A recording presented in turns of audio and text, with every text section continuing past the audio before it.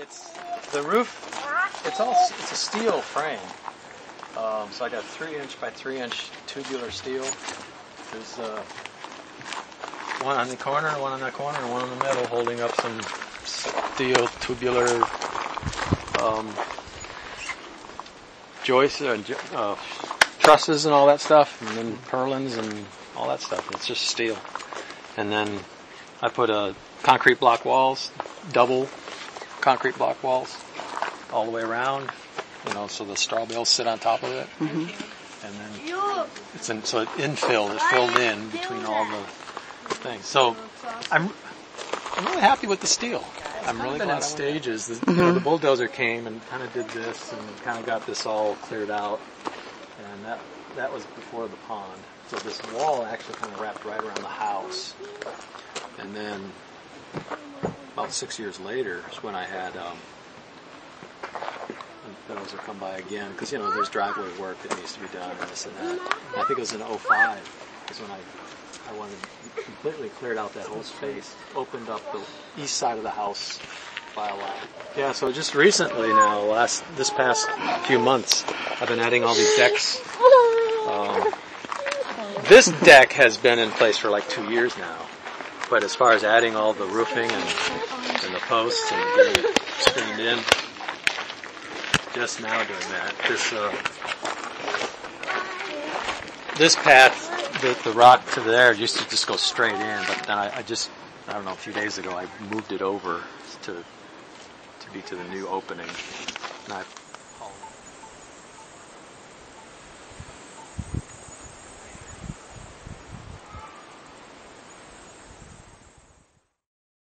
but this was a recent addition, was this island. I'm going to be doing countertops. They're going to be concrete. I'm going to be doing concrete countertops. Mm-hmm. And so right now these are kind of like temporary countertops.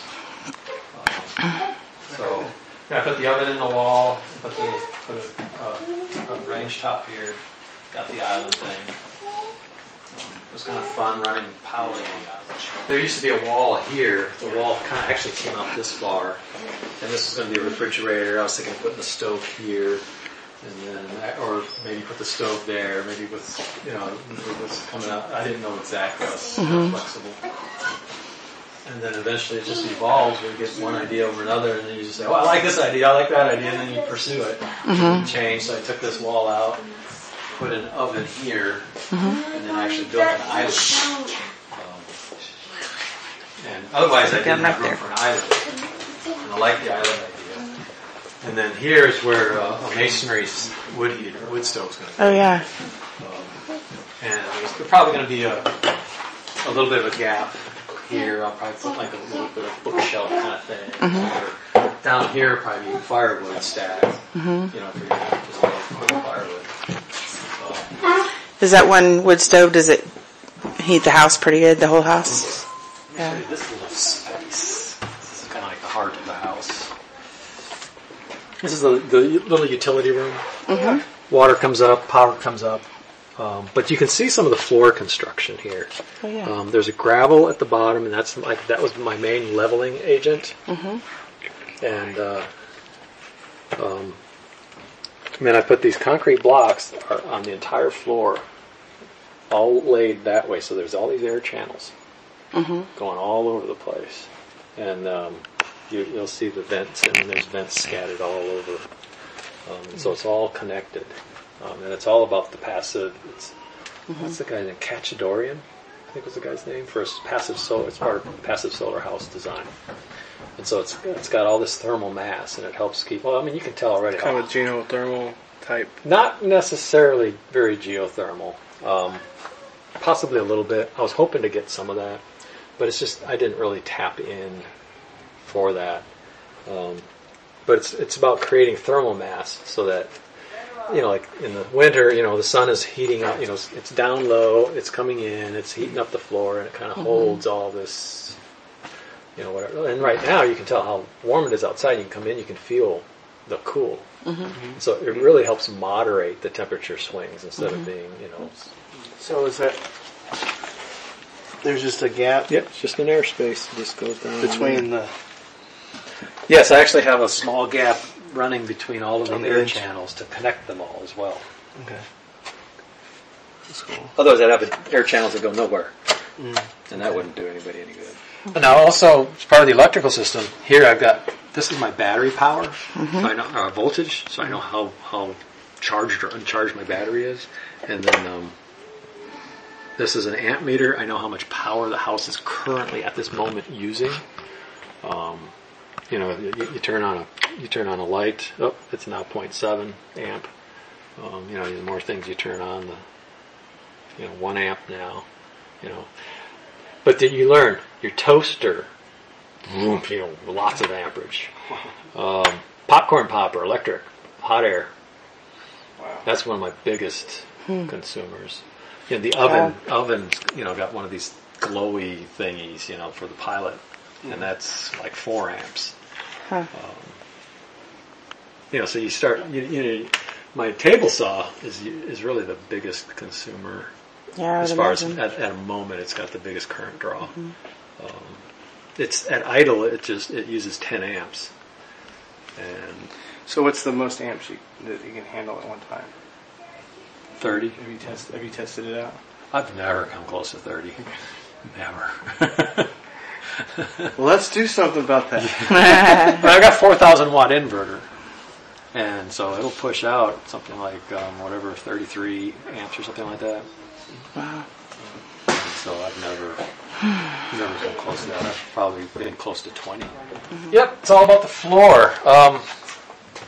One thing about this floor is that I don't think I did a proper vapor barrier underneath. Oh, yeah. I should have put that like below that gravel. I should have put a vapor barrier, just plastic, something. But what I think is happening is that this floor is soft and it's sticky, and it'll stick on you, it'll fall apart, and it's just degrading. It's so pretty. This room, I noticed it first in this room. I remember these designs. It's real damage. Its damage is really easy. And it imprints, and it's really not good. It's beautiful. It's gorgeous. I love it. But I think what's happening is that just water vapor, moisture is just softening everything. And so I'm finally saying, okay, I got to cover it up. So that's what these. So I've been kicking around the idea. I was thinking of doing stone in the entire house.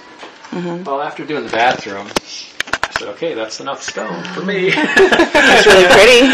Yeah, it is pretty. Oh, I'm real happy with how this bathroom turned out. I still got to figure out what I want to do for the vanity's still under construction. I still don't know what I'm going to do there. You still got plenty of rock outside. Yeah. That's nice. Okay. Oh, that is awesome. And I still got to come, there's all these little things. I got to come with doors up there. The vanity, I still have to figure out what to do there.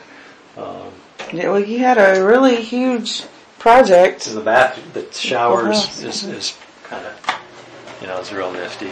Oh, yeah. Oh, wow, that's cool. So that wood is just waterproof. It reminds me of like a sauna. Because the rocks and the wood. It's really pretty. It's just cedar. I just use my table saw and cut up all my cedar trees. And there's the composting These are all toilet from my again. cedar trees. And obviously the rock is from the creek and stuff like that. Yeah. But, Very cool. So what do you use to plaster that with? Well, that's just grout. I mean, not grout. Mortar. To make that shiny and stuff. Thin set polyurethane. Yeah, so poly's on everything. And then that's kind of cool, just the little light switch pipe. I kind of need to do that over there too, but haven't done that yet. It's not pretty. So pretty. And so because the floor is it all smells screwed up, really awesome. I'm going to put these wafers on top. I love the smell of cedar. So you get the moisture doesn't do that. It's just natural. I like the crack. There's the floor. To me, it just adds so pretty character. I really like that. And then But I mean, it's still so soft, and occasionally I still bump into spots that, always little. And the grout over there. Hasn't finished the grout yet. So I've actually So pretty. put a poly on some of them, some of the real bad spots. Okay. The walk-in closet kind of thing. And you actually feel another degree or two cooler. Yeah, it does feel cooler in here. So you actually have a washer and dryer? In your closet, that's cool. What is the ceiling made of? That. Wood. There's recycled foam boards. There's a couple layers of that for the insulation. That was the main thing. I was planning to just put texture or something like that. I just kept wanting a wood ceiling, and so it's just these flat pine. I don't know what they call it. Planking, Right. I like the earthen colors. A lot of people really like the earthen colors when they come through. Well, you know what? I would put some more of those rocks like you did in the bathroom. And just these are some ideas because this masonry unit is going to be rock covered. And then what I was thinking of doing was actually having these rocks kind of spill over a little bit. Oh yeah. In an artsy-fartsy kind of way. And you can make a little coat hang with rocks right there as you come in. Okay. Yeah. Wait, I mean, you're just that bathroom's inspirational. I love that. And it's been a while since I've done that, so I think I might maybe do a few more rocks again. I bet you. Just not the whole house. I'm not the whole house. Can you hold that rock up for me now? Got a loft up here, and we'll climb up there. Those are his beanie babies, I guess is what those things are called. Yeah, the guy went through that fan. Everyone went through that fan of Beanie Babies. Ours are all gone. That ceiling is sagging more and more. I'm going to have to do something with that. Seriously. Yeah, I like the loft above the closet. It's nice. The view off the bedroom window here. That's pretty cool. I'm still getting used to the fact that there's a roof right here now. Yeah. The new decks. Put a deck out there and a door. That has been a plan. I don't think I'm ever going to do that.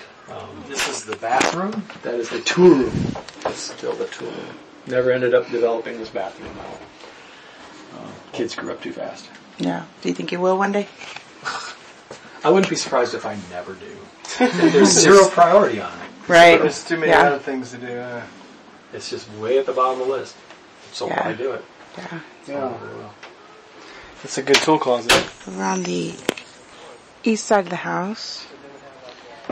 Wanted to get his clothesline and his pond. His pond's a little low right now.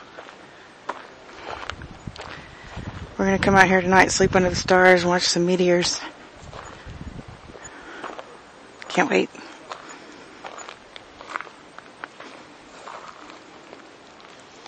It's a small pond, but it's a water source.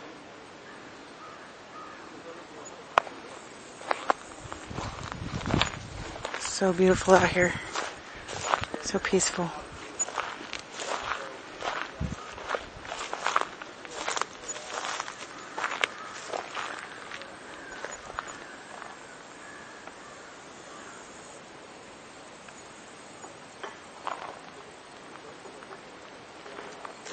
Show you the back of the house. It faces almost straight south.